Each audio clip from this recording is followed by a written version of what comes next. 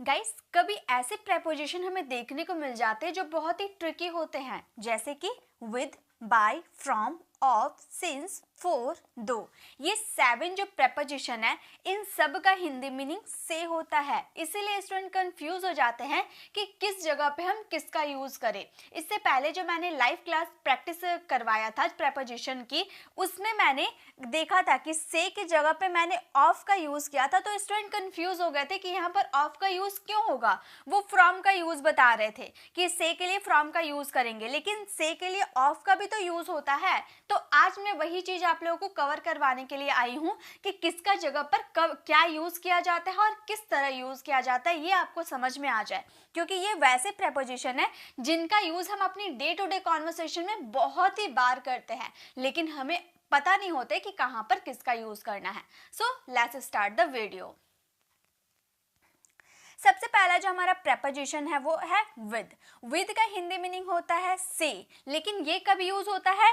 जब कोई हथियार या औजार की बात करे, यानी कि अगर इंग्लिश में इसकी बात करें तो जब हम टूल्स की बात करते हैं, जैसे टूल्स में क्या हो गया, पेन भी एक तरह से हथियार औजार के कैटेगरीज में आ गया। ओके, चाकू हो गया या फिर कुल्हाड़ी हो गया, ये सब क्या है, हमारा हथियार है, औजार है, टूल्स है। तो इन जगह पे हम विद का यूज करेंगे। एग्जाम्पल देखिए, मैंने पेन से पत्र लिखा, तो यहाँ पे से आ रहा ना, आपके सेंटेंस में से आ रहा है, लेकिन यहाँ पर आप पेन से लिख रहे हैं, यानी कि किसी टूल्स की बात आप कर रहे हो। तो इस सेंटेंसेस में आपको विद का यूज करना है। तो इस सेंटेंसेस को आप बोलोगे I wrote a letter with the pen। ठीक है, तो यहाँ पे हमारा सेंटेंस क्या था, किसी टूल से लिखने की बात कर रहे थे। यहाँ जो पेन है ये एक तरह से टूल्स है, तो इसीलिए हम लोगों ने यहाँ पर विद का यूज किया। I wrote a letter with the pen. देखिए, मैं यहाँ पर हमेशा जो भी मैं लेकर आती हूँ, जो भी वीडियो रहते हैं, उसमें मैं 2 सेंटेंसेस आपको देती हूँ। 2 सेंटेंसेस देने के पीछे एक रीजन होता है। पहला सेंटेंस तो मैं आपको ट्रांसलेट करके बता दूंगी कि उसका यूज कैसे करना है, और सेकेंड सेंटेंस आप लोगों के लिए रहता है कि आप उसकी प्रैक्टिस कर पाए, आप खुद से बनाकर प्रैक्टिस कर पाए। तो बताइए, तो इसकी क्या होगी, मैं सब्जी चाकू से काटता हूं, तो चाकू जो यहाँ पर सब्जी काट रही है ये लेडी, तो ये चाकू क्या है, ये हमारा टूल्स है ना, ये जो चाकू है ये भी हमारा टूल्स है। तो यहाँ पे हम विद का यूज करेंगे। तो बनाइए, तो इस सेंटेंसेस को कैसे बनाएंगे, मैं सब्जी चाकू से काटती हूँ। इस सेंटेंसेस को इंग्लिश में कैसे बनाएंगे, हर किसी को बनाने हैं ये, क्योंकि प्रीपोजिशन बहुत ही ज़्यादा इंपॉर्टेंस है हमारी इंग्लिश कॉन्वर्सेशन के लिए। आप रिटन इंग्लिश की बात करो या स्पोकन इंग्लिश की बात करो, प्रीपोजिशन से आप पीछा छुड़वा ही नहीं सकते, और हर एक प्रीपोजिशन आपको बहुत ही हेल्प करेगा इंग्लिश बोलने में। तो विद का बताइए, इसका कैसे यूज करेंगे, तो हम बोलेंगे आई चॉप। अब यहाँ पर चॉप का यूज क्यों किए, हम तो काटने के लिए कट का यूज कर सकते हैं, काटने के लिए हम बाइट का भी यूज कर सकते हैं, और काटने के लिए हम चॉप का भी यूज करते हैं, लेकिन करेक्ट कौन सा होगा, तो देखिए, जब आप चाकू से, जब आप सब्जी काटने की बात करते हो, ठीक है, सब्जी में कुछ भी सब्जी हो गया, अब उसको काटने की बात करोगे तो वहां आप चॉप का ही यूज कीजिएगा। अगर आप किसी भारी औजार से काट रहे हो, जैसे कुल्हाड़ी से आपने पेड़ काटा, तो वो भारी औजार हो गया ना, तो वहां पे आप यूज कीजिएगा कट का। और दांतों से अगर कुछ काट रहे हैं तो वहां यूज कीजिएगा बाइट का। ठीक है, तो ये आपको याद रखने होंगे। तो हम बोलेंगे आई चॉप वेजिटेबल्स, सब्जी काट रहे हैं ना, यानी कि vegetables with knife, with knife. मैं सब्जी चाकू, सॉरी नाइफ मैंने यहाँ पर नो मैं लिख रही हूँ, नाइफ होगा। तो यह हमारा सेंटेंस हो गया, I chop vegetables with knife, मैं सब्जी चाकू से काटती हूँ। तो ये आपको क्लियर हो गए। चलिए नेक्स्ट यूजेस देखते हैं से के। तो अब यूज करेंगे बाय के सेंस में। हम से का यूज कब करेंगे, जब हम यात्रा की बात करेंगे, जब हम किसी व्हीकल की बात करेंगे, तो वहां पे हम यूज करेंगे बाय का। ओके, ये तो मैंने बहुत बार आपको क्लियर करवाया है, फिर भी मैं आपको बता देती हूँ। जैसे एग्जांपल है हमारा, मैं कोलकाता ट्रेन से गई। ट्रेन क्या है हमारा, एक यात्रा करने का साधन है, वाहन है, व्हीकल है। ठीक है, तो यहाँ पे हम बाय का यूज करेंगे। हमारा सेंटेंस में से आ रहा ना, लेकिन ये हमारा यात्रा करने का, यानी कि ट्रैवल करने का साधन है ट्रेन, इसीलिए यहाँ पर बाय का यूज करेंगे। तो हमारा सेंटेंस हो जाएगा, I went to Kolkata, I went to Kolkata by train. मैं ट्रेन से कोलकाता गई, I went to Kolkata by train. Okay, next है मैं कार से ऑफिस जाता हूँ, तो यहाँ भी से आ रहा, और कार आपका एक व्हीकल है, यात्रा करने का साधन है। तो बताइए तो क्या होगा, मैं कार से ऑफिस जाता हूँ, इसकी इंग्लिश क्या बनेगी बताइए तो इसके इंग्लिश फटाफट आपको बताने हैं, ठीक है। तो हम इसकी इंग्लिश बोलेंगे I go to office, I go to office by car. देखिए यहाँ पर आपको मैं सेकंड सेंटेंस जो बोल रही हूँ ना, आपको ही बनाने हैं। देखिए अगर आप ये वीडियो को क्लिक किए हो देखने के लिए, कुछ सीखने के लिए, तो आपको बनाते हुए चलना है ताकि आप कुछ सीख सको। अब वीडियो को क्लिक किए हैं, सिर्फ देखे जा रहे हैं, इससे आप कुछ सीख तो नहीं पाओगे। तो सीखना है तो आपको प्रैक्टिस करना होगा, मेरे साथ बनाते हुए चलना होगा। देखिए 100% आपको ये कॉन्सेप्ट क्लियर हो जाएगा इस वीडियो को देखने के बाद। ओके, चलिए आगे देखते हैं। अब हम बात करेंगे ऑफ का, ओ डबल एफ। देखिए ऑफ भी दो तरह का होता है, एक ओ एफ होता है और एक ओ डबल एफ होता है। तो ओ एफ का यूज होता है जब का के की वाला सेंटेंस बोलते हैं ना, तो जैसे टाई का प्राइस, तो वहां पर हम का यूज करते हैं ना, तो उसके लिए हम ऑफ का यूज कर सकते हैं। लेकिन ये ऑफ का यूज करेंगे से के सेंस में, गति के साथ अलग होना, यानी कि किसी चीज से अलग हो जाना, और मोशन के साथ, गति के साथ यानी कि मोशन के साथ कोई चीज अलग हो जाता है, तो वहां पे ऑफ का यूज करते हैं, ओ डबल एफ। एग्जाम्पल देखिए, पेड़ से आम गिरा। यहाँ पे आपको ये पेड़ दिख रहा है, देखिए यहाँ जो मैं बड़ा करके आपको दिखाती हूँ, यहाँ जो आपको ये पेड़ दिख रहा है ना, ये पेड़ अलग से है। मैंने जो यहाँ पर मैंगो लगाया है, ये सारा मैंने अलग अलग करके लगाया है, सारे अलग अलग मैंगो है, पहले से ये पेड़ में नहीं लगे हुए थे, मैंने अलग अलग इसे लगाया। यहाँ भी मैंगो है, यहाँ है, यहाँ है, ये सब मैंने अलग अलग आप लोगों को समझाने के लिए लगाया है, ताकि आपको ये समझ में आ जाए कि ये पेड़ से जो आम है ना, ये गिर रहा है नीचे।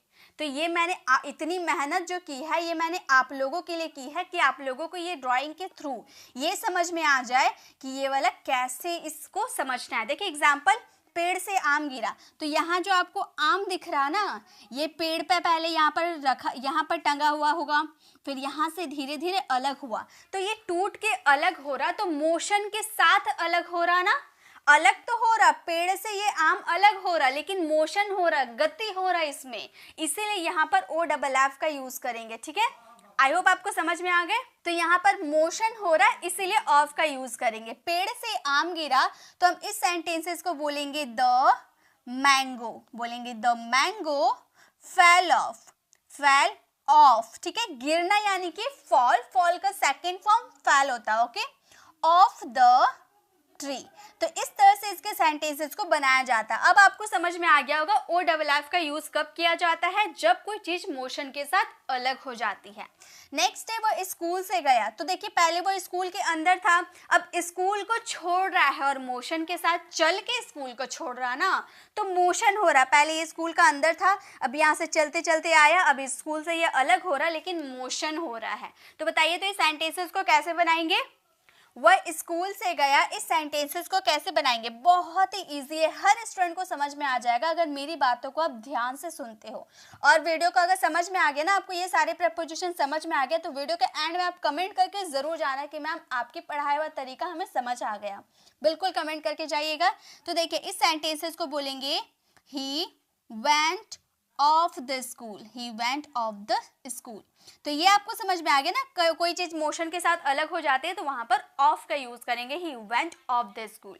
ओके, चलिए नेक्स्ट देखते हैं। सो हमारा नेक्स्ट है सिंस। सिंस का यूज करते हैं से जब हम पॉइंट ऑफ टाइम की बात करते हैं, और इसका यूज हम कब करते हैं, जब हम परफेक्ट कॉन्टिन्यूस की बात करते हैं, राइट। परफेक्ट कॉन्टिन्यूस की बात करते हैं तो इसका यूज बहुत ही ज्यादा होता है, बहुत ही ज्यादा क्या होता ही है, ठीक है। जब पॉइंट ऑफ टाइम यानी कि फिक्स टाइम, मैंने बोला कि मैं आपको सुबह मिलूंगी, तो सुबह मैंने बता दिया ना कि मैं फिक्स टाइम पे सुबह ही मिलूंगी। मैंने बोल दिया कि मैं आपसे 2 बजे मिलूंगी, तो 2 बजे ही मिलूंगी। मैंने आपको एक पॉइंट ऑफ टाइम, एक फिक्स्ड टाइम मैंने बता दिया, तो वहां पर सिंस का यूज करेंगे। जैसे मैं सुबह से खेल रहा हूं, अब इससे मैंने पूछा कि तुम क्या कर रहे थे, तो ये बोला मैं सुबह से खेल रहा हूं, तो उसने मुझे बता दिया कब से खेल रहा है, सुबह से खेल रहा है, एक पॉइंट बता दिया। दिया, एक एग्जैक्ट टाइम बता दिया, ठीक है। तो इस सेंटेंसेस को बोलेंगे आई हैव बीन, एकदम हमारा प्रेजेंट परफेक्ट कॉन्टिन्यूअस को फॉलो करेंगे। I have been playing, I have been playing since morning, मैं सुबह से खेल रहा हूँ। I have playing since morning, okay. तो इस तरह से इसके सेंटेंसेस को बनाएंगे। या फिर मैं सुबह से क्रिकेट खेल रहा हूँ, I have been playing cricket since morning, okay. Cricket की बात करोगे तो आपको यहाँ पे क्रिकेट का यूज करना होगा वर्ब के फोर्थ फॉर्म के बाद, ओके। वे लोग बचपन से अंग्रेजी बोल रहे हैं, तो बताइए तो इसकी इंग्लिश क्या बनेगी।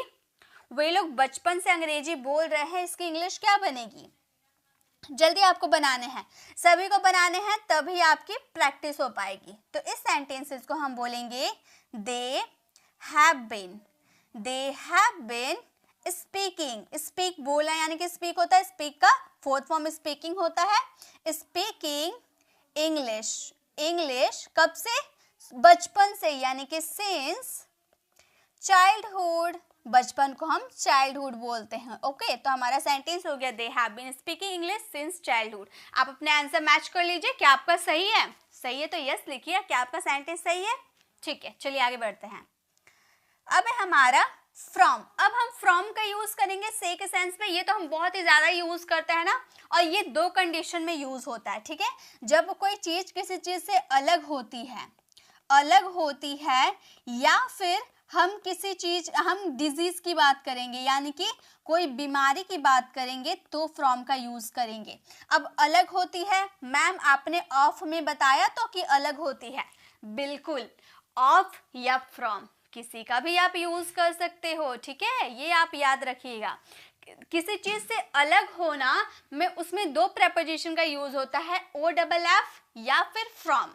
तो वहां पे मैंने जो प्रैक्टिस क्लास करवाया था, उसमें मैंने ओ डबल एफ का यूज किया था, तो आप लोग कंफ्यूज हो गए थे ना। अब आपको याद आया कि मैंने क्यों करवाया था, क्योंकि गति के साथ अगर कोई चीज अलग होती है तो फ्रॉम के साथ साथ ऑफ का भी यूज हम कर सकते हैं, ओके। तो फ्रॉम का यूज होता ही है, ऑफ का भी यूज होता ही है, ओके। तो अब जब भी आप न्यूज़पेपर या कोई बुक रीडिंग करते हो तो कंफ्यूज मत होइएगा। या फिर फ्रॉम का यूज करेंगे डिजीज के साथ, बीमारी के साथ। वह कैंसर से पीड़ित है, तो उसे कैंसर बीमारी है, डिजीज है, तो क्या यूज करेंगे, हम बोलेंगे he is suffering from cancer, he is suffering from cancer. वह कैंसर से पीड़ित है, ठीक है, मतलब सफर कर रहा है कैंसर से। नेक्स्ट है वह दिल्ली से आ रहा है, इसकी इंग्लिश बनाइए तो। ज्यादातर हम कोई देश से अलग होता है ना, कोई सिटी से, दिल्ली से आ रहा है, मुंबई से आ रहा है, कोलकाता से आ रहा है, आसाम से आ रहा है, मतलब कोई कहीं से आने की बात करते हैं ना, तो वहां पे हम ज्यादातर फ्रॉम का यूज करते हैं, वही बेस्ट होता है हमारा। लेकिन अगर कोई पेड़ से कोई चीज पत्ता अलग हो रहा है, आम अलग हो रहा है, कोई भी फल अलग हो रहा है, तो वहां पे आप, या फिर कोई बच्चा छत से कूद गया, तो छत की सतह को छोड़कर कूद गया ना, अलग हो रहा, तो वहां पे ज्यादा बेस्ट आपका ऑफ रहेगा, ओके। जो बताइए दिल्ली से आ रहा है, इसकी इंग्लिश क्या बनेगी, हम बोलेंगे he is coming from Delhi,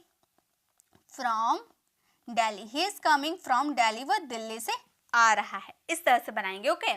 चलिए नेक्स्ट देखते हैं। अब नेक्स्ट है हमारा फोर यानी कि से। फोर का यूज भी करते हैं से के लिए, ड्यूरेशन ऑफ टाइम, और ये भी यूज होता है हमारा परफेक्ट कॉन्टिन्यूअस। तीनों जो हमारे होता है ना, प्रेजेंट, पास्ट और फ्यूचर, तीनों के परफेक्ट कॉन्टिन्यूअस में हमारा फोर का यूज किया जाता है, याद रहेगा, ठीक है। जैसे ड्यूरेशन ऑफ टाइम, अब मैंने आपसे पूछा कि आप कब से खेल रहे हो, तो आप बोलोगे मैं 2 घंटे से खेल रहा हूँ। तो 2 घंटे पहले कितने बज रहे थे, मेरे पास घड़ी नहीं है, मैं घड़ी नहीं देख सकती कि कहाँ पे घड़ी है, कितना बज रहा है, तो मुझे अभी टाइम नहीं पता है। और आप अब मुझे बोल दोगे कि मैं 2 घंटे से खेल रहा हूँ, तो क्या मैं पता कर पाऊंगी 2 घंटे पहले कितने बज रहे थे, मैं नहीं पता कर पाऊंगी, मैं कैलकुलेट ही नहीं कर पाऊंगी, तो वहां पे मैं यूज कर दूंगी 4 का, ओके।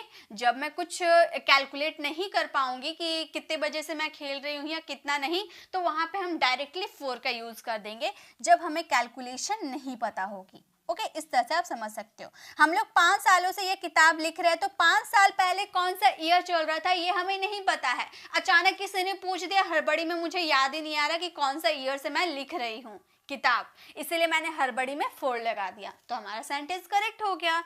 तो इस सेंटेंसेस को हम बोलेंगे we have been writing. We have been writing this book. We have been writing this book for 5 years. 4 लगाएंगे, क्यों? क्योंकि हम कैलकुलेट नहीं कर पाएंगे ना कि 5 साल पहले कौन सा ईयर चल रहा था. ओके, नेक्स्ट है वह 2 घंटे से मेरा इंतजार कर रहा है. इसकी इंग्लिश क्या बनेगी? फटाफट आपको बनाने हैं. वह 2 घंटे से मेरा इंतजार कर रहा है, इसकी इंग्लिश क्या बनेगी? जल्दी से बताइए. वह 2 घंटे से मेरा इंतजार कर रहा है, इसकी इंग्लिश क्या बनाएंगे? आपको बनाते हुए चलना है. हम बोलेंगे, ये भी हमारा कॉन्टिन्यूअस टेंस है ना, परफेक्ट कॉन्टिन्यूअस टेंस है.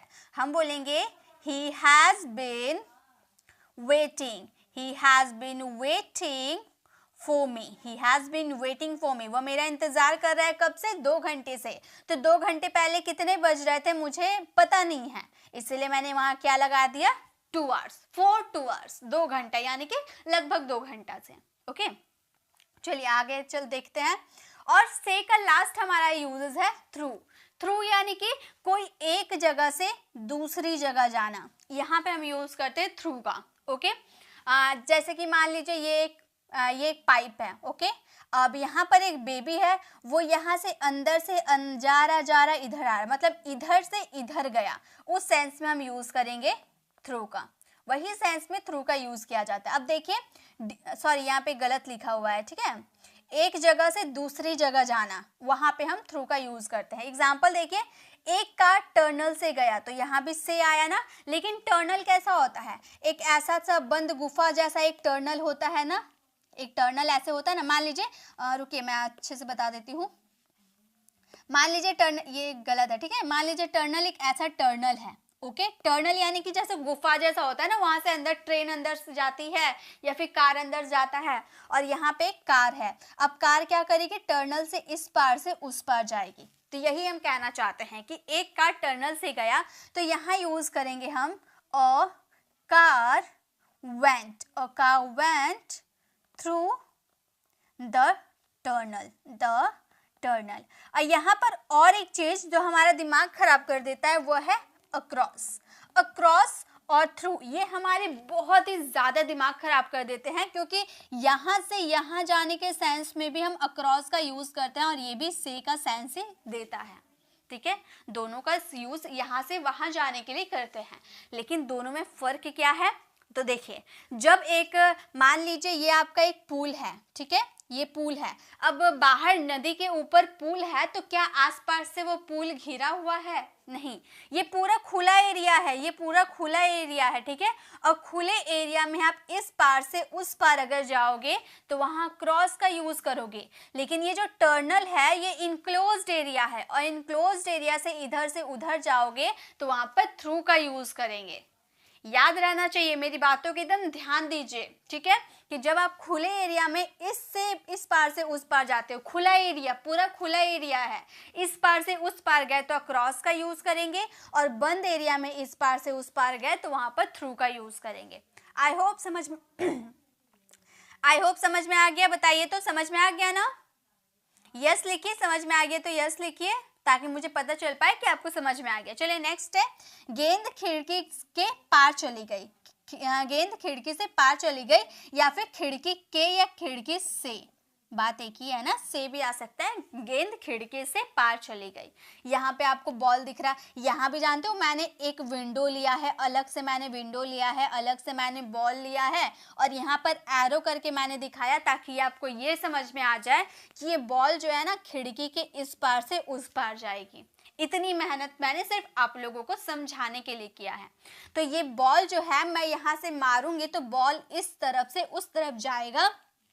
तो ये जो विंडो है एक इनक्लोज्ड एरिया है, और इनक्लोज्ड एरिया से इस पार से उस पार अगर कोई चीज जाती है तो वहां पे यूज करेंगे थ्रू का. यही तो मैं आपको समझाने की कोशिश कर रही थी. तो बनाइए, तो कैसे बनाएंगे?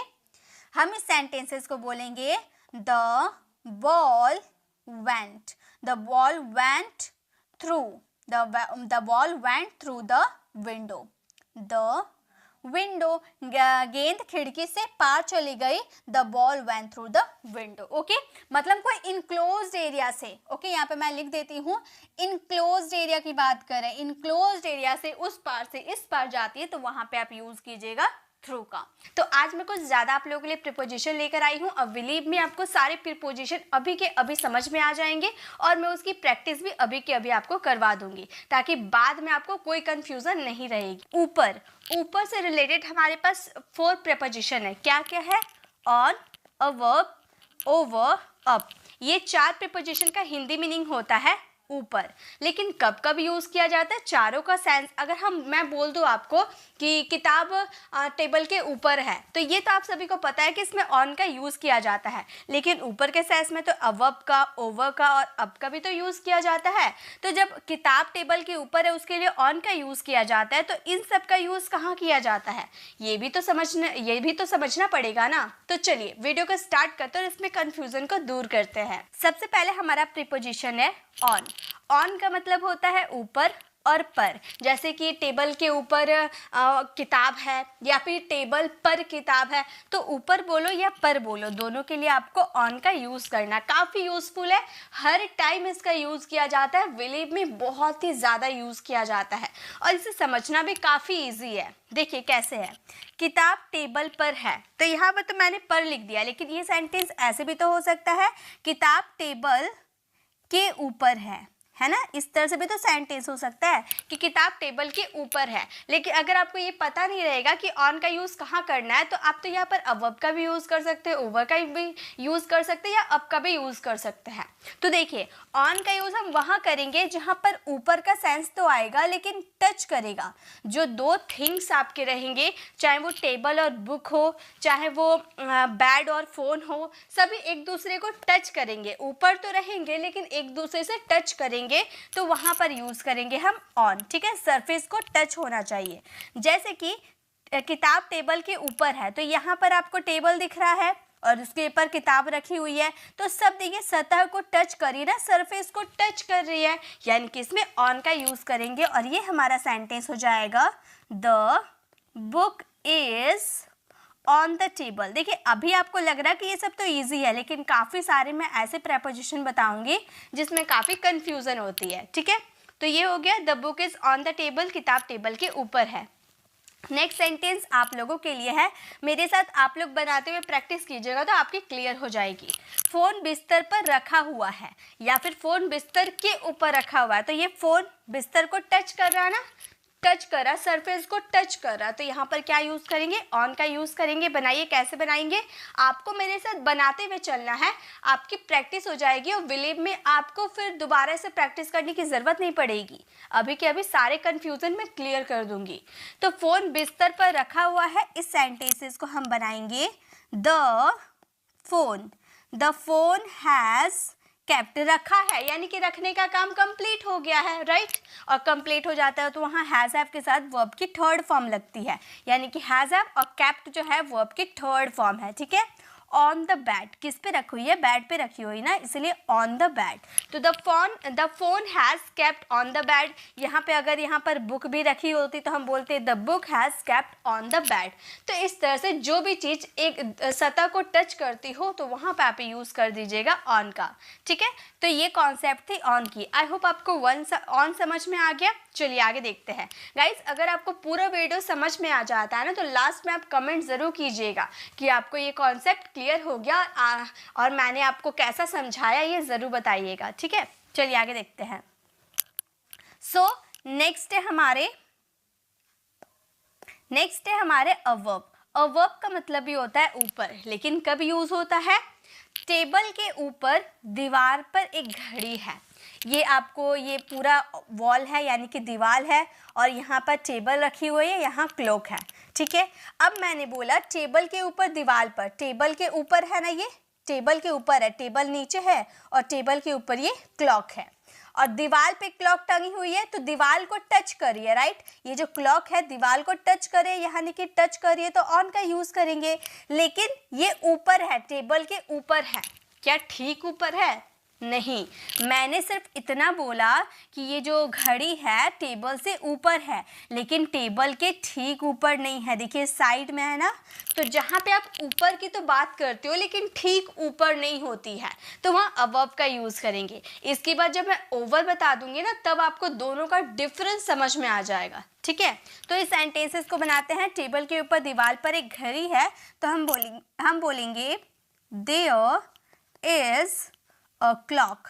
There is a clock on the wall. On the wall का यूज क्यों करेंगे? क्योंकि वॉल पे जो क्लॉक है वो टच कर रही है, ठीक है।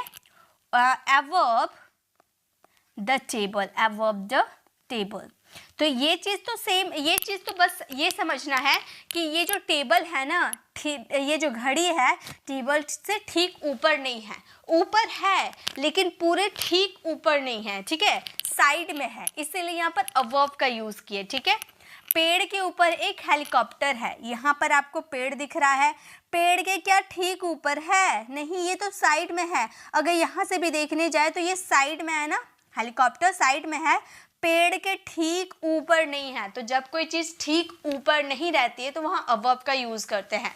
ऊपर है लेकिन ठीक ऊपर नहीं है, ओके। तो चलिए इस सेंटेंसेस को बनाइए। जब मैं ओवर क्लियर कर दूंगी तो ये 100% क्लियर हो जाएगी, ठीक है। तो चलिए पहले इसको बना लीजिए आप। क्या बोलेंगे हम इसको? पेड़ के ऊपर एक हेलीकॉप्टर है, हम बोलेंगे there is a helicopter. There is a helicopter above the tree, above the tree, ठीक है। तो हमारा सेंटेंस फ्रेम हो गया, there is a helicopter above the tree. पेड़ के ऊपर एक हेलीकॉप्टर है, ऊपर तो है लेकिन ठीक ऊपर नहीं है, ठीक है। तो ये थोड़ी कंफ्यूजन है ना, चलिए ओवर क्लियर करती हूँ, ये भी क्लियर हो जाएंगे। क्योंकि कई बार ऐसा होता है ना, कुछ प्रेपोजिशन डिफरेंस के साथ समझ में आता है, ऐसे नहीं समझ में आते हैं, लेकिन जब उसके डिफरेंस को समझ लेते हैं तो वो भी समझ में आ जाते हैं। तो नेक्स्ट है हमारे ओवर। ओवर का मतलब होता है ऊपर। ओवर का मतलब क्या होता है? ऊपर, मतलब कोई चीज़ ऊपर है। टेबल के ऊपर दीवार पर एक घड़ी है, फिर से वही सेंटेंस, लेकिन देखिए पिक्चर अलग है ना। यहाँ पे देखिए एडवर्ब में देखिए आपका क्लॉक यहाँ पे था, लेकिन ओवर में देखिए, ओवर में आपका क्लॉक टेबल के ठीक ऊपर है। तो जब ऊपर कोई चीज़ रहेगी लेकिन ठीक ऊपर नहीं रहेगी, मतलब यहाँ पहले जो हम अबव में देख रहे थे यहाँ पर क्लॉक था ना, तो क्या घड़ी टेबल के ठीक ऊपर था? नहीं, लेकिन अभी जब हम ओवर में देख रहे हैं ये टेबल के ठीक ऊपर है। तो कोई चीज़ ठीक ऊपर रहती है तो वहाँ आप यूज़ कीजिएगा ओवर का, लेकिन कोई चीज़ ऊपर तो है लेकिन ठीक ऊपर नहीं है तो वहाँ पर यूज़ करेंगे अबव का, ठीक है। अब देखिए सेंटेंस बनाइए, इसमें दोनों सेंटेंस सेम बनेगा, जहाँ अबव का यूज़ किए वहाँ ओवर का यूज़ करेंगे, क्योंकि ठीक ऊपर रहने की बात किए थे। तो हमारा सेंटेंस क्या बन जाएगा? बनाइए आप भी, आपको समझ तो आ गया, चलिए बनाइए आप भी। हम बोलेंगे देयर इज़ अ क्लॉक, और ये भी दीवार से चिपकी हुई है यानी कि ऑन का यूज़ करेंगे। On the wall, on the wall, over the table, over the table. तो यही आपको समझ में आ गया। There is a clock on the wall over the table. Next है पेड़ के ऊपर एक हेलीकॉप्टर है। यहाँ जो पेड़ है देखिए ठीक ऊपर हेलीकॉप्टर है ना, ठीक ऊपर है। पहले जो पिक्चर देखे थे हम लोग, देखिए ठीक ऊपर नहीं थी, साइड में थी, लेकिन अब जो हम पिक्चर देख रहे हैं वो पेड़ के ठीक ऊपर है, यानी कि ओवर का यूज़ करेंगे। तो बताइए सेंटेंसेस कैसे बनाएंगे हम इस सेंटेंसेस को बनाएंगे। आप बनाना स्टार्ट कर दीजिए। हम इस सेंटेंस को बोलेंगे there is a helicopter, there is a helicopter over the tree, over the tree. तो हमारा सेंटेंस फ्रेम हो गया, there is a helicopter over the tree, पेड़ के ऊपर एक हेलीकॉप्टर है, ठीक है। तो जब अब अबव और ओवर आई थिंक आपको क्लियर हो गया, यस बोल दीजिए ताकि मैं कमेंट क्रिएट करूंगी तो मुझे पता चल पाएगा कि आपको ओवर और अबव समझ में आ गए हैं। तो अगर आपको समझ में आ गए तो यस आप लिख दीजिए, मैं देख लूँगी कमेंट। ओवर और अबव आपको समझ में आ गया। चलिए अब ऊपर के सेंस में और एक वर्ड था हमारा अप। अप का यूज़ कहाँ करते वो भी देख लेते हैं। तो देखिए अप का यूज़ करने कहाँ पर किया जाता है। अप का यूज़ तो हम ऊपर के सेंस में करते हैं, लेकिन जब हम कोई प्राइस के ऊपर की बात करते हैं या फिर मतलब कोई चीज़ ऊपर जा रहा, मतलब कोई लेवल में ऊपर जा रहा है या फिर प्राइस में कोई चीज़ ऊपर जा रहा है, तो उसके लिए हम सिंपल अप का यूज कर देंगे, ठीक है। मतलब कोई चीज ऊपर, गुब्बारा ऊपर जा रहा है ना, तो वहां पे अप का यूज कर दीजिए। आप सीढ़ी से ऊपर जा रहे हैं, वहां पे अप का यूज कर दीजिए। प्राइस ऊपर जा रहा तो वहां पे अप का यूज कर दीजिए, ठीक है। तो ये बस सिंपल सा है। तो पैरासूट ऊपर जा रहा है, यहाँ पर पैरासूट आपको दिख रहा है, ये क्या हो रहा, ऊपर जा रहा है। तो ऊपर जा रहा है, सिंपली ऊपर जा रहा है, ना किसी से टच हो रहा है, ना किसी के ठीक ऊपर है, ना किसी के साइड ऊपर है, बस ऊपर है। तो यहाँ पे अप का यूज कर देंगे। हम इस सेंटेंसेस को बोलेंगे the parachute is going up. तो हमारा सेंटेंस हो गया the parachute is going up, parachute ऊपर जा रहा है, ठीक है। नेक्स्ट है कीमत ऊपर जा रही है। बताइए इसकी सेंटेंस क्या बनेगी। मतलब ये जो कपड़े वो खरीदने आई है ना, ये तो कपड़े का प्राइस ज़्यादा था, तो ये बोल रही है कि जो प्राइस है ना, कीमत है ना, ऊपर जा रही है। तो बताइए क्या होगा ऊपर जाने के लिए, प्राइस है, प्राइस सब्जी का दाम हो गया या फिर किसी चीज़ का भी कीमत हो गया, ऊपर जा रही है। तो हम इस सेंटेंसेस को बोलेंगे,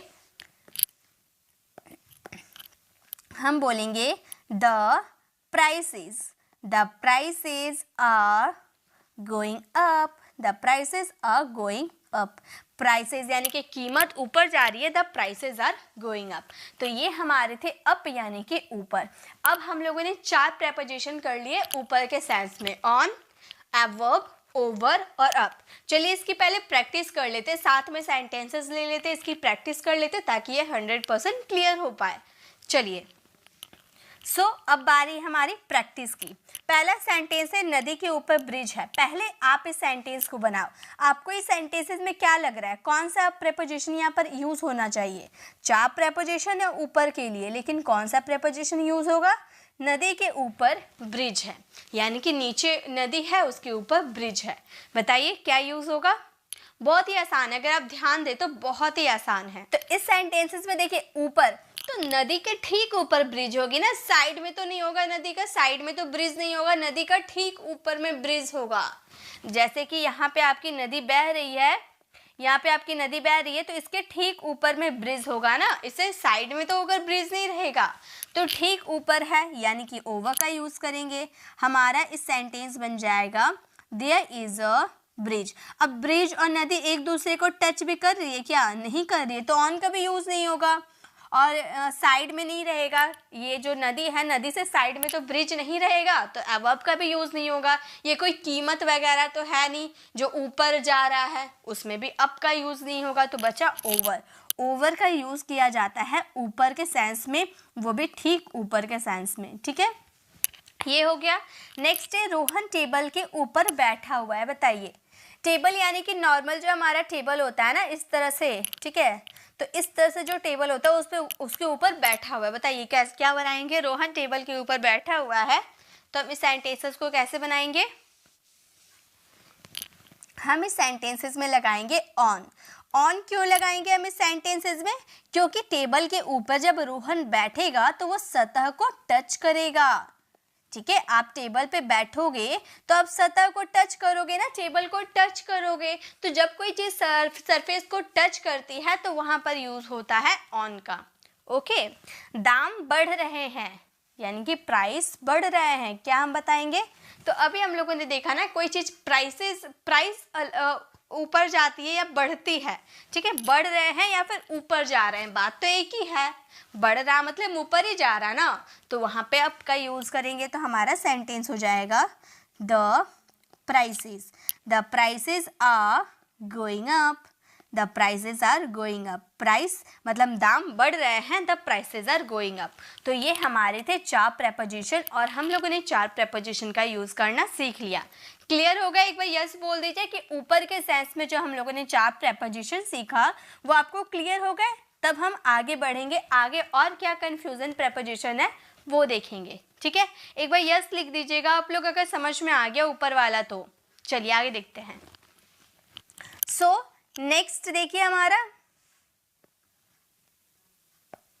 नेक्स्ट ऊपर हम लोगों ने देख लिया, अब हम लोग नीचे में भी वही दिक्कत आती है। ऊपर में तो सीख लिया हम, अब नीचे को छोड़ देंगे तो पता ही नहीं चलेगा। तो नीचे के लिए यूज होता है अंडर, बिलो, बीनीथ, डाउन, ठीक है। अब ये 4 प्रेपोजिशन सीखेंगे ओके, चलिए आगे नीचे देखते हैं। सबसे पहले हम देखेंगे अंडर का। अंडर का मतलब होता है नीचे। कोई चीज नीचे तो है लेकिन कवर्ड नहीं है, पूरी तरह से कवर्ड नहीं है, ठीक है। मतलब कोई चीज नीचे है। अब यहाँ पर आप बास्केट देख रहे हैं, यानी कि टोकरी देख रहे हैं। टोकरी के नीचे यहाँ बिल्ली का पैर दिख रहा ना, तो ये तो टोकरी के नीचे है लेकिन दिख रही है ना, पूरी तरह से कवर नहीं है टोकरी में, तो दिख रही है। तो टोकरी के नीचे बिल्ली है। तो जब कोई चीज नीचे रहेगी, मान लीजिए यहाँ पर एक टेबल है, ठीक है, यहाँ पर टेबल है और यहाँ पर एक बिल्ली छुपी बैठी हुई है टेबल के नीचे।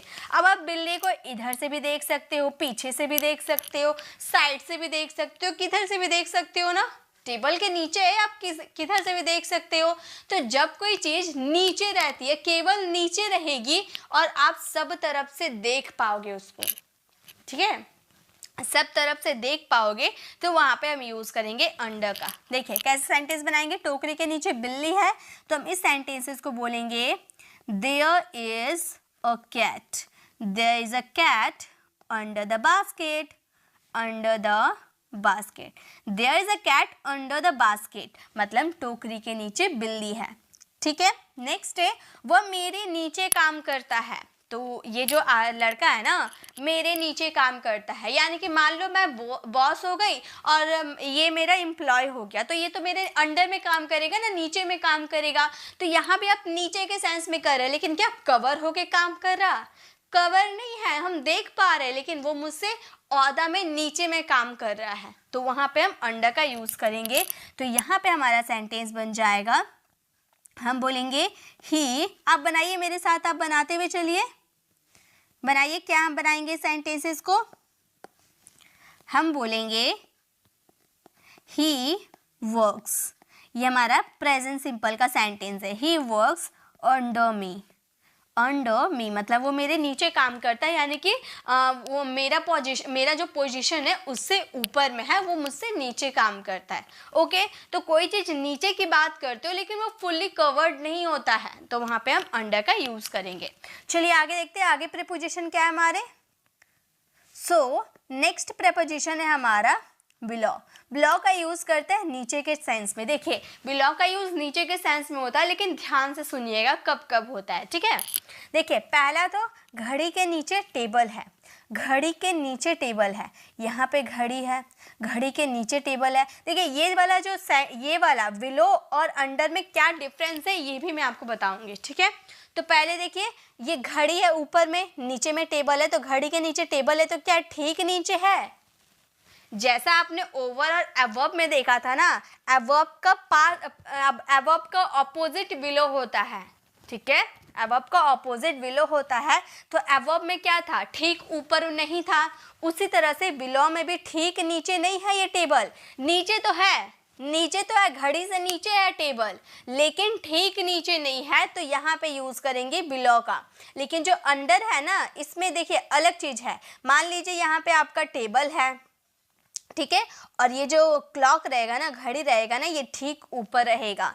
जब कोई चीज ठीक नीचे रहती है, ठीक है, घड़ी के नीचे ठीक नीचे ये जो है ना, घड़ी के ठीक नीचे टेबल है, तो यहाँ पे अंडर का यूज करेंगे। लेकिन यहाँ पे क्लॉक के ठीक नीचे टेबल नहीं है, साइड में है लेकिन नीचे है, तो वहाँ बिलो का यूज करेंगे। और ये हमारा सेंटेंस बन जाएगा,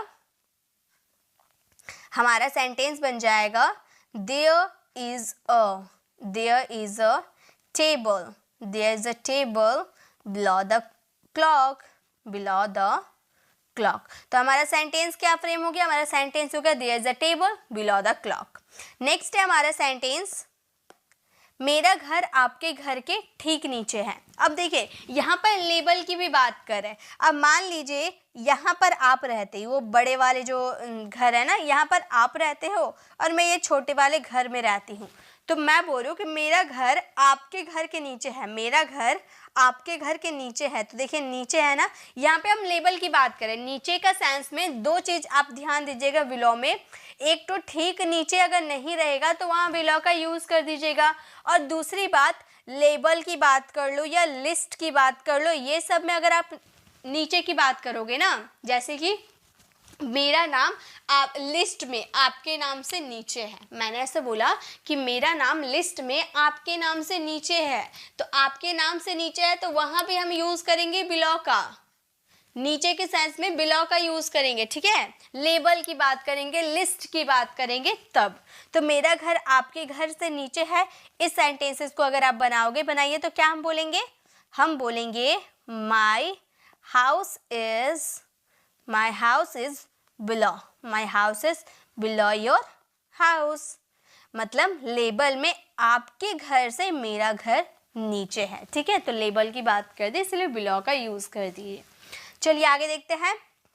सो नेक्स्ट डे नीचे के सेंस में हम यूज करेंगे बीनीथ का, बीनीथ या अंडरनीथ। तो अंडरनीथ का यूज हम ज़्यादा नहीं करते हैं, लेकिन अगर बाय चांस आपको अंडरनीथ या बीनीथ में आपको कंफ्यूजन होगा तो आप दोनों में से किसी का भी यूज कर सकते हो नीचे के सेंस में। मतलब कोई चीज़ नीचे रहेगी लेकिन फुल्ली कवर्ड रहेगी, फुल्ली कवर्ड रहेगी।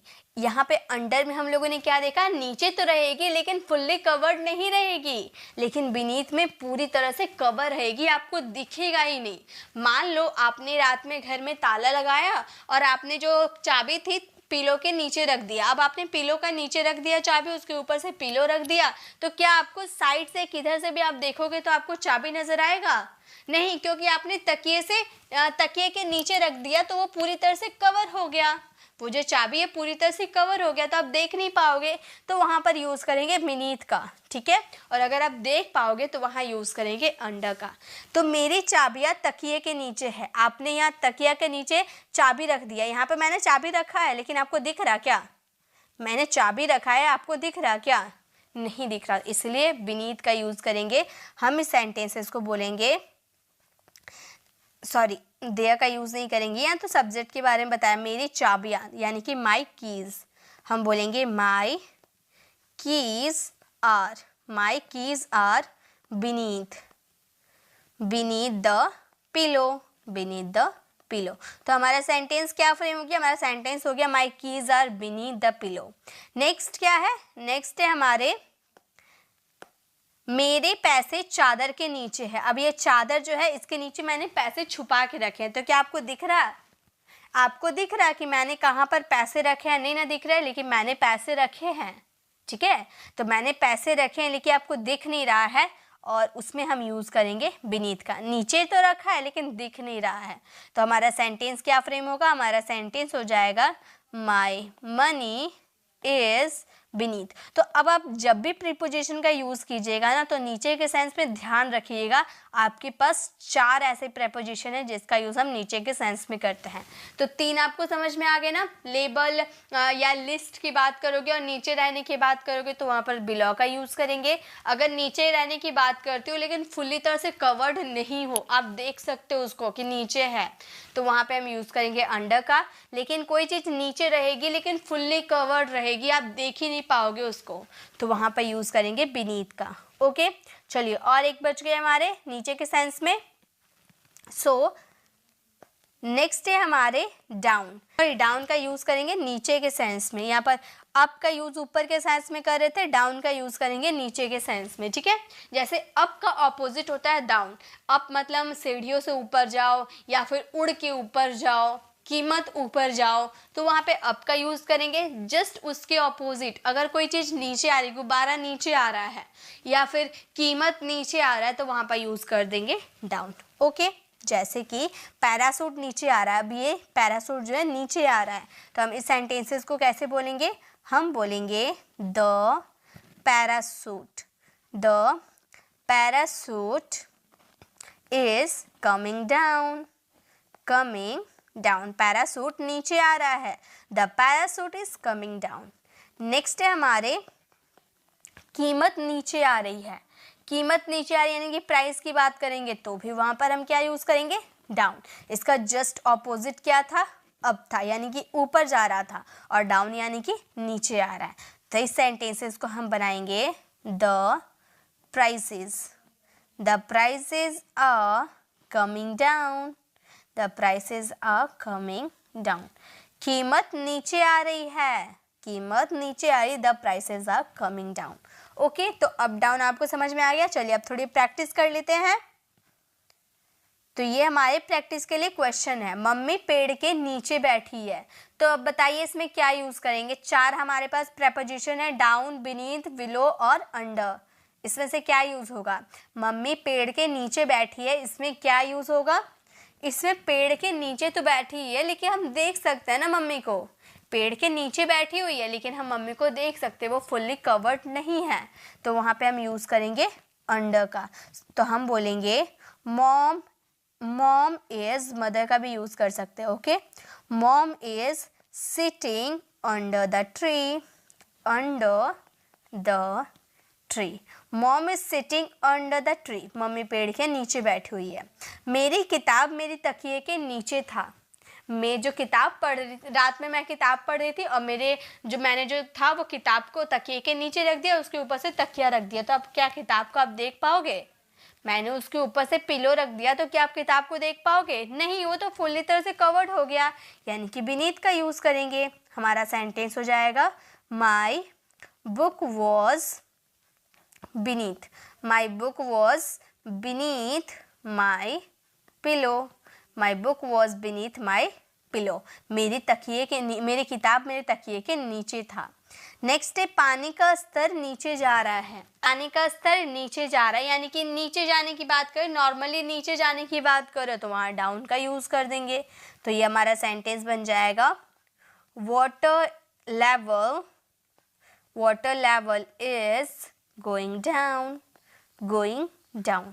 पानी का स्तर नीचे जा रहा है, बोलेंगे the water level is going down. चलिए नीचे नेक्स्ट देखते हैं। नेक्स्ट अब प्रेपोजिशन, कंफ्यूजिंग प्रेपोजिशन है हमारे पास के बीच। के बीच के लिए अभी तक हम लोगों ने सीखा है बिटवीन और अमंग, लेकिन आज मैं आपको सिखाऊंगी अमीड। बिटवीन, अमंग या अमीड, क्या कंफ्यूजन है।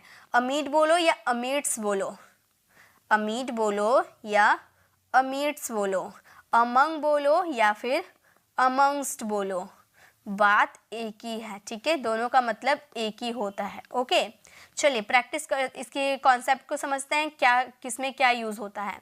सबसे पहले बिटवीन, आप सभी जानते हो बिटवीन का यूज़ कहाँ किया जाता है। जब दो व्यक्तियों, दो वस्तुओं के बीच में रहने की बात करते हैं तो वहाँ पर बिटवीन का यूज़ होता है। तो देखिए, मैं रिया और टीना के बीच में खड़ी हूँ। तो ये रिया है, ये टीना है। रिया टीना के बीच में मैं हूँ, तो दो लड़कियों के बीच में मैं हूँ, दो व्यक्तियों के बीच में मैं हूँ, यानी कि बिटवीन का यूज़ करेंगे। तो हम यहाँ बोलेंगे I am standing, I am standing between, I am standing between Riya and Tina, Riya and Tina. तो ये यहाँ पे अब हमारे नेक्स्ट है अमंगस्ट। अमंग या अमंगस्ट, बात एक ही है, के बीच, यानी कि दो से अधिक व्यक्ति या वस्तु के बीच में रहने की बात करते हो तो वहाँ अमंग का यूज़ करोगे। जैसे मैं बहुत सारी लड़कियों के बीच खड़ी हूँ, इतनी सारी लड़कियाँ, दो से अधिक है ना, उसके बीच में मैं खड़ी हूँ तो यहाँ पे हम बोलेंगे I am standing, I am standing among many girls, among many girls. तो जब आप दो से अधिक व्यक्ति या वस्तुओं के बीच में होंगे तो वहाँ पे आप यूज़ कीजिएगा अमंग का। ओके, बिल्ली बहुत सारे बॉक्सेस के बीच बैठी हुई है, क्या हम लगाएंगे बताइए। तो बिल्ली बहुत सारे बॉक्सेस के बीच बैठी हुई है। यहाँ पर बिल्ली है, देखिए यहाँ पर कितने सारे, दो से अधिक, यानी कि 5 यहाँ बॉक्सेस है। तो यहाँ पर क्या हो जाएगा, दो से अधिक रहता है तो वहाँ पे अमंग का यूज़ करते हैं। तो हमारा ये सेंटेंस हो जाएगा the cat is sitting, the cat is sitting among many boxes, many boxes। तो हमारा सेंटेंस हो गया the cat is sitting among many boxes, बिल्ली बहुत बक्सों के बीच बैठी है। तो जब दो से अधिक, दो वस्तु या व्यक्ति के बीच में रहने की बात करोगे तो बिटवीन, और दो से अधिक व्यक्ति या वस्तु के बीच में रहने की बात करोगे तो वहाँ पर अमंग का यूज़ करेंगे। अब अमीट क्या होता है, चलिए वो भी देख लेते हैं। अमीट का मतलब होता है के बीच, अमीट का मतलब होता है के बीच, लेकिन यहाँ पर सिचुएशन, परिस्थिति की बात करेंगे। आप परिस्थिति मतलब कोई प्रॉब्लम के बीच में आप फंस जाते हो ना, किसी ट्रैफिक के बीच में फंस जाते हो, वहां पर हम न वस्तु की बात कर रहे न व्यक्ति की बात कर रहे, ठीक है। न वस्तु 2 से अधिक है या 4 है 5 है, जितना भी नहीं है उससे हमें कोई मतलब नहीं है, ठीक है। यहाँ पे हम सिचुएशन की बात करें कि मैं कुछ समस्या के बीच में फंस गया था, ये सब आप कहना चाहते हो। जैसे कि मैं ट्रैफिक के बीच फंस गया था। अब ट्रैफिक के बीच कितने आदमी या क्या आप गिन पाओगे? नहीं, एक सिचुएशन आप दिखा रहे हो, एक कंडीशन आप दिखा रहे हो, अपनी परिस्थिति अपनी स्थिति को आप दर्शा रहे हो कि मैं ट्रैफिक के बीच फंस गई थी, ठीक है। तो यहाँ पे ना मैं व्यक्ति की बात कर रही हूँ और ना मैं 2 व्यक्ति की बात करी ना 5 व्यक्ति की बात करी। मैं वहां पर व्यक्ति की बात नहीं कर रही हूँ, पर्सन की बात नहीं कर रही हूँ, मैं यहाँ पर सिचुएशन कंडीशन की बात कर रही हूँ कि मैं ट्रैफिक के बीच फंस गई थी। तो यहाँ पे हम इस सेंटेंसेस को बोलेंगे आई एम, सॉरी पास्ट है ना, तो हम यहाँ पर एम का यूज नहीं वॉज का यूज करेंगे। आई वॉज स्टक, स्टक का मतलब होता है फंस जाना। आई वॉज स्टक अमीट या फिर अमीट्स का यूज करेंगे द ट्रैफिक। ओके, तो जब कंडीशन या परिस्थिति में किसी चीज में फंस जाना यानी कि वहां पे अमीट का यूज करेंगे। देखिए मैं नेक्स्ट हम क्वेश्चन देखते हैं। मैं बुरी स्थिति के बीच फंस गया हूँ। अब बुरी स्थिति यानी कि कोई सिचुएशन कोई प्रॉब्लम आ गया उसमें आप फंस गए हैं, तो क्या आप यहाँ पर अमंग और बिटवीन का यूज कर पाओगे? के बीच तो आ रहा है लेकिन आपको समझ में आ रहा है यहाँ पर 2 व्यक्ति है या 2 से अधिक व्यक्ति है?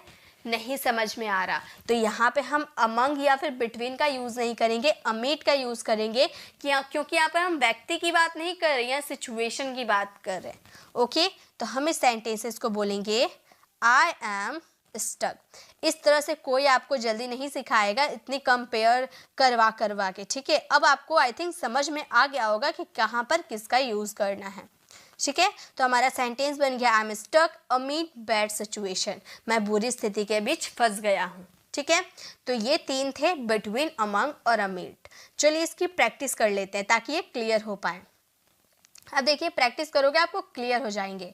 उनकी समस्या के बीच मेरा टाइम बर्बाद हो गया। बताइए तो इसमें क्या यूज करें? उनकी समस्या के बीच मेरा टाइम बर्बाद हो गया। इसमें क्या? उनकी समस्या, समस्या क्या है? व्यक्ति है क्या? 2 समस्या, 3 समस्या, 4 समस्या, कितना समस्या आप गिन सकते हो? नहीं, यहाँ पे आप प्रॉब्लम की बात कर रहे हो, सिचुएशन कंडीशन की बात कर रहे हो। तो यहाँ पे हम अमीट का यूज करेंगे। हम सेंटेंस को बनाएंगे my time was wasted, my time was wasted, मेरा समय बर्बाद हो गया।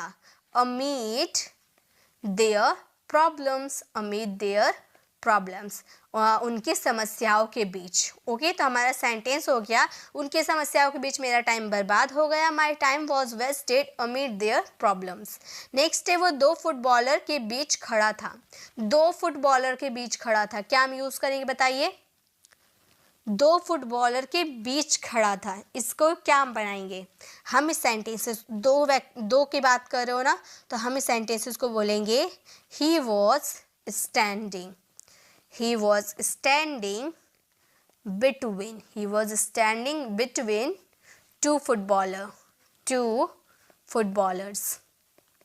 ओके, तो ये आपको समझ में आ गया। हमारा सेंटेंस हो गया he was standing between 2 footballers, वो 2 फुटबॉलर्स के बीच खड़ा था, यानी कि 2 अगर व्यक्ति के बीच में खड़ा था इसलिए बिटवीन, अगर 2 से अधिक रहता तो वहां पर अमंग। नेक्स्ट है पानी का स्तर नीचे जा रहा है। ये तो पहले वाले सेंटेंस है, इसे हम नहीं फ्रेम करते, ठीक है। ये तो हमें समझ में आ गया क्या यूज होगा। आप सेंटेंस को फ्रेम करके बता दीजिए अगर आपको समझ में आ गया इसमें क्या यूज होगा तो, ठीक है। आप इसका फ्रेम करके बता दिए। वैसे तो ये वाला सेंटेंस हम पहले भी कर चुके हैं। ओके, तो ये हमारे 3 ऐसे प्रेपोजिशन थे, ऊपर, नीचे और के बीच। अब हम लोगों ने सीख लिया, ऊपर भी सीख लिया, नीचे भी सीख लिया और बीच वाला भी सीख लिया। आई थिंक आपको क्लियर हो गया। अब कमेंट में आप ज़रूर कमेंट कीजिएगा अगर आपको सब समझ में आ गए हैं और मेरे सिखाने का तरीका आपको पसंद आया तो अच्छा कमेंट करके ज़रूर जाइएगा, ताकि जो स्टूडेंट पढ़े ना उन्हें भी लगे कि इस वीडियो में कोई खास बात है, तभी तो इतना अच्छा कमेंट आया है। और ऐसी और भी प्रेपोजिशन चाहते हो जिस प्रेपोजिशन में आपको कन्फ्यूज़न होती है, आप मुझे कमेंट में बता सकते हैं, मैं उस पर बेस्ट वीडियो ज़रूर लेकर आऊँगी। तो अगर आपको वीडियो अच्छी लगी तो लाइक कीजिएगा, अपने फ्रेंड और फैमिली को ज़रूर शेयर कीजिएगा ताकि सभी कोई कुछ नया सीख पाए और अच्छे तरीके से सीख पाए। गाइस, अगर इससे पहले वाले जो प्रेपोजिशन वाली क्लास मैं करवाई थी, अगर वो आपने नहीं देखा है तो उसे ज़रूर विजिट कर लीजिएगा, लेफ्ट साइड क्लिक कर मिलते। अगर आप हमारे चैनल पर नए हैं और मेरे पढ़ाने का तरीका आपको पसंद आया तो सब्सक्राइब कर आने वाले बेल आइकन को प्रेस करें, देन ऑल नोटिफिकेशन ज़रूर क्लिक करें ताकि जब भी मैं वीडियो लाऊं आप तक अपडेट मिलती रहे। मिलते नेक्स्ट ऐसे इन्फॉर्मेटिव वीडियोज़ के साथ, तब तक के लिए कीप लर्निंग।